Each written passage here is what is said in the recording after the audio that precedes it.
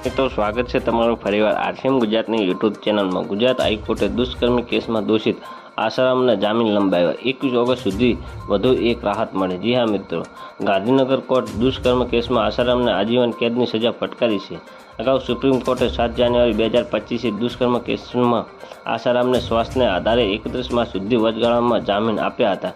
આ પછી ગુજરાત હાઈકોર્ટે 30 જૂન સુધી જામીનનો આગ્રહ રાખ્યા હતા। ત્યારબાદ 7 જુલાઈ સુધી જામીન લંબાવ્યા હતા। જો કે હવે આસારામને વધુ એક રાહત આપવામાં આવી છે।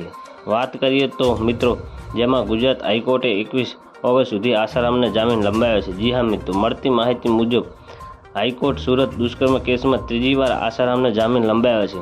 મેડિકલ રાઉન્ડ પર જામીન લંબાવવા માંગ કરી હતી, ત્યારે હાઈકોર્ટને હંગામી જામીન આપ્યા છે। આગામી 21 ઓગસ્ટ રોજ વધુ એક સુનાવણી થશે। જામીન માટે હોસ્પિટલ અને ડોક્ટરોનું સર્ટિફિકેટ રજૂ કર્યા હતા, જેમાં સર્ટિફિકેટમાં ચકાવવા માટે સરકારી વકીલ સમય માગ્યો હતો। તો મિત્રો, ન્યૂઝની સતત જાણકારી મેળવવા માટે અમારી ચેનલને લાઇક, શેર અને સબસ્ક્રાઈબ કરી લેજો। ધન્યવાદ। જય હિન્દ।